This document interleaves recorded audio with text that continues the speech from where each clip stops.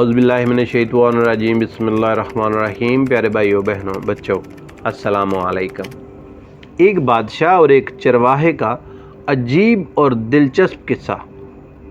یہ سرزمین عرب کے ایک بادشاہ اور اس کے خاص وزیر کا واقعہ ہے، جس میں ہمارے لیے ایک سبق ہے۔ کہتے ہیں ایک دن ایک شخص دربار میں پہنچا اور دیکھا کہ بادشاہ سلامت آج کسی بات پر بہت خوش ہے اور دربار کا ماحول بہت اچھا ہے۔ اس شخص نے بادشاہ کو سلام کر کے عاجزانہ انداز میں اپنا مدعا بیان کرنے کی اجازت طلب کی تو بادشاہ نے اسے اجازت دے دی۔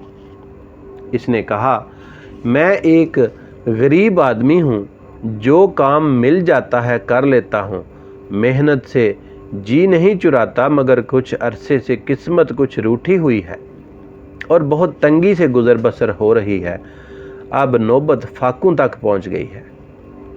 بادشاہ نے اس کی قابلیت پوچھی تو اس نے کہا، سیاسی، یعنی معاملہ فہم اور دانا ہوں۔ بادشاہ نے حکم دیا کہ اسے شاہی استبل کا انچارج بنا دیا جائے۔ حکم کی تعمیل ہوئی اور وہ کام پر لگ گیا۔ چند ہفتے بعد بادشاہ نے اسے طلب کر کے اپنے سب سے چہیتے اور اعلیٰ نسل کے گھوڑے کے متعلق پوچھا کہ یہ گھوڑا کیسا ہے۔ اس شخص نے، جو اب شاہی سواری کے لیے مخصوص گھوڑوں کے استبل کا انچارج تھا، جواب دیا، بادشاہ سلامت، یہ گھوڑا نسلی نہیں ہے۔ یہ سن کر بادشاہ کو تعجب ہوا۔ بادشاہ نے جس سے گھوڑا خریدا تھا اس کو بلا کر اس بارے میں پوچھا۔ اس نے بتایا، گھوڑا نسلی ہے، لیکن اس کی پیدائش پر اس کی ماں مر گئی تھی۔ یہ ایک گائے کا دودھ پی کر زندہ رہا اور اسی کے ساتھ پلا بڑھا ہے۔ بادشاہ نے انچارج سے پوچھا، تمہیں کیسے معلوم ہوا کہ یہ گھوڑا اصیل نہیں ہے؟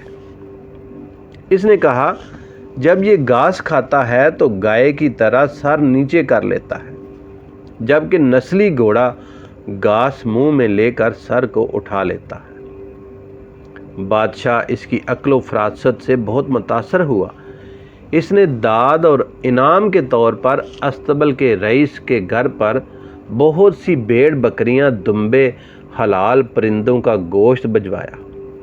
اس کے ساتھ ساتھ اس کی ملکہ کے محل میں تعیناتی کا حکم بھی جاری کر دیا۔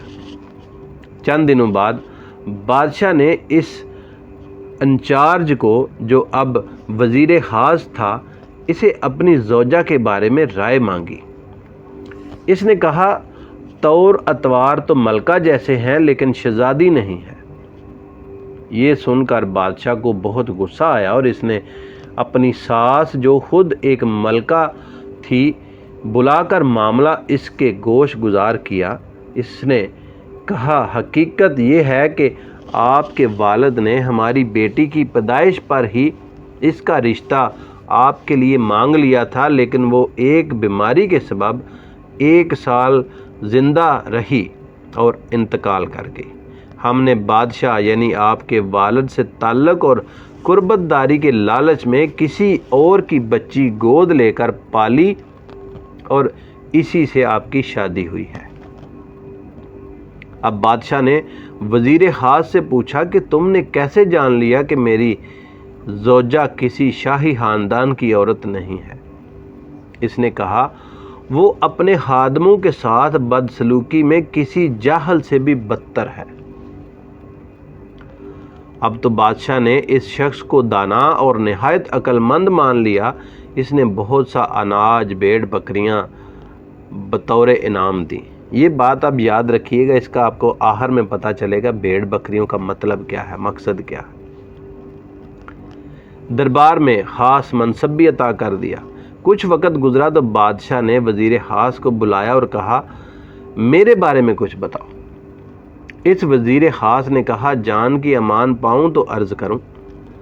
بادشاہ نے امان کا وعدہ کیا۔ اس نے کہا، آپ کا طور طریقہ اور چلن بتاتا ہے کہ آپ بادشاہ زادے نہیں ہیں۔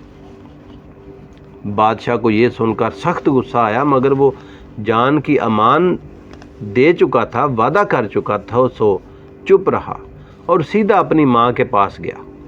इसने अपने बारे में माँ से दरियाफ्त किया तो इसने बताया, वज़ीर हास की बात सच है, तुम एक चरवाहे के बेटे हो। हमारी औलाद नहीं थी तो हमने तुम्हें लेकर पाला और किसी को इसकी खबर न होने दी कि तुम हमारी हकीकी औलाद नहीं हो।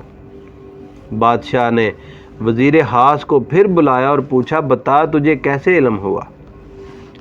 इसने कहा, बादशाह सलामत, जब बादशाह वक्त किसी को इनाम कराम देना चाहते हैं तो इसे हीरे मोती जवाहरात देते हैं, अशरफियों में तोलते हैं, लेकिन आप जब भी खुश होते हैं तो भेड़ बकरियां अनायत करते हैं, गोश्त अनायत करते हैं, जैसे कि एक चरवाहे का चाल चलन होता है। प्यारे भाइयों, इसमें हमारे लिए सबक क्या है कि किसी भी छोटे बंदे को, गरीब आदमी को हमें बेअकल या ना समझ नहीं समझना चाहिए। अक्ल किसी की मिराज नहीं है, अक्ल अल्लाह ताला की अता करदा एक ख़ास नेमत है, किसी को कम दी है, किसी को ज़्यादा दी है। अगर आपको वीडियो अच्छी लगी तो यार चैनल को सब्सक्राइब कर लें, अगर लाइक नहीं किया तो वो ज़रूर कीजिए। वीडियो देखने का बहुत शुक्रिया।